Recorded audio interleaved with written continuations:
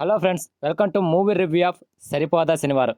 Actors by natural star Nani, S J Surya, director by Vivek Athreya. Cinema చూశాక నా opinion చెప్పాలంటే అబ్బా ఏముందరా బ్లాక్ బస్టర్ హిట్ అని చెప్పలేం, కానీ this is the decent film, super hit అని మాత్రం చెప్పొచ్చు. మరి అలా నాకెందుకు అనిపించిందో ఒక్కసారి ఇన్డెప్త్ రివ్యూలోకి వెళ్ళి తెలుసుకుందాం. దానికంటే ముందు కొత్తగా నా ఛానల్ని చూస్తున్న వాళ్ళు ఎవరైనా ఉంటే ప్లీజ్ గైస్ లైక్ చేయండి, షేర్ చేయండి అండ్ సబ్స్క్రైబ్ చేసుకొని పక్కన ఉన్న బెల్ ఐకాన్ని క్లిక్ చేసుకొని ఆన్లో పెట్టుకోండి friends please. First of all cinema story గురించి మాట్లాడుకుందాం. అన్యాయం జరిగితే సహించలేని హీరో తన కోపాన్ని ప్రదర్శించడానికి వారంలో శనివారాన్ని మాత్రమే ఎంచుకుంటాడు. అంతేకాకుండా తన తల్లికి ఇచ్చిన మాట ప్రకారం శనివారం మాత్రమే కోపడతాడు. ఎల్ఐసి ఏజెంట్ అయిన హీరో సోకులపాలెం అనే ప్రాంతంలో జరుగుతున్న అన్యాయాలను ఎదించడానికి డిసైడ్ అవుతాడు.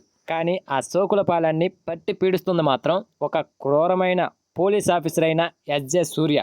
సో ఇక హీరో విలన్ మధ్య నువ్వా నేనా అన్నట్లు సాగిన ఈ పోరులో ఎవరు గెలిచారన్నదే ఈ సినిమా స్టోరీ.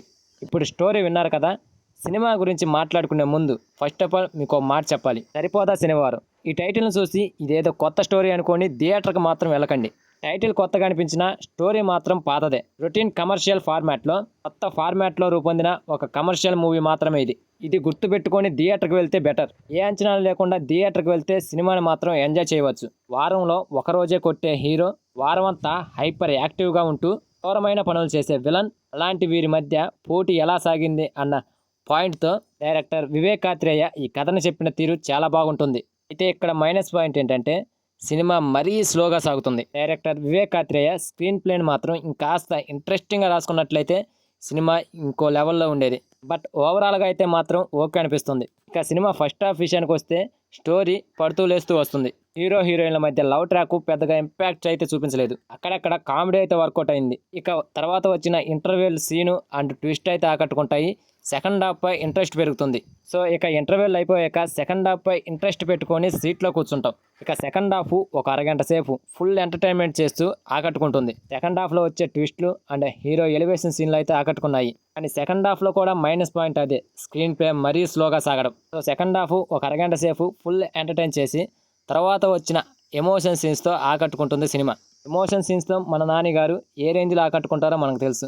అదే రేంజ్లో ఎమోషన్స్ బాగానే పండాయి ఈ సినిమాలో. సో ఇక ఫైనల్గా క్లైమాక్స్ సీన్ ఓవరా మాస్ లెవెల్లో ఉంటుంది. క్లైమాక్స్ సీన్ని అద్భుతంగా డిజైన్ చేశాడు డైరెక్టర్ వివేక్ ఆత్రేయ. సో ఫైనల్గా అయితే ఓవరాల్గా ఒక మంచి సినిమా చూసిన ఫీలింగ్ అయితే కలిగిస్తుంది. ఇక నటీనటుల పర్ఫార్మెన్స్ విషయానికి వస్తే నాని గారు ఓవరా మాస్గా చాలా బాగా చేశాడు. ఎప్పుడు క్లాస్గా కనిపించే నాని గారు మాస్ యాంగిల్లో కూడా మెప్పించాడు. హీరోయిజంలో వచ్చిన ఎలివేషన్ షాట్స్కి ఓ రేంజ్లో రచ్చ చేశాడు. ఇక విలన్ ఎస్జే సూర్య నేనేం తక్కువ కాదా అన్నట్లు ప్రతి సీన్లో కూడా నాని గారిని డామినేట్ చేశాడు. నాని, ఎస్జే సూర్యల ఫేస్ ఆఫ్ సీన్లు చాలా బాగా వచ్చాయి ఈ సినిమాలో. ఇక హీరోయిన్ ప్రియాంక మోహన్ పర్లేదు అనిపించింది. ఇక మిగతా నటీనటులందరూ కూడా పర్లేదు అనిపించుకున్నారు. ఇకపోతే ఎడిటింగ్ అండ్ స్క్రీన్ ప్లే బాగున్నా లెంత్ ఇంకాస్త తగ్గించుంటే బాగుండేది. కొన్ని చోట్ల మరీ స్లోగా విసిగించిన ఫీలింగ్ అయితే కలిగిస్తుంది సినిమా. ఇక ఈ సినిమాకి మేజర్ ప్లస్ పాయింట్ ఏంటంటే బ్యాక్గ్రౌండ్ మ్యూజిక్. ప్రతి సీన్కి కూడా బ్యాక్గ్రౌండ్ మ్యూజిక్ అదిరిపోయింది. మ్యూజిక్ డైరెక్టర్ జేక్స్ బీజోయ్ ఈ విషయంలో కుమ్మేశాడు. సాంగ్స్ అయితే పెద్దగా ఇంపాక్ట్ అయితే చూపించలేదు. ఫైనల్గా చెప్పేది ఏంటంటే ఈ సరిపోదా శనివారం నార్మల్ స్టోరీతోనే వచ్చిన ఆడియన్స్ని అయితే మెప్పిస్తుంది. ఫైనల్గా నా రేటింగ్ వచ్చేసి 3/5.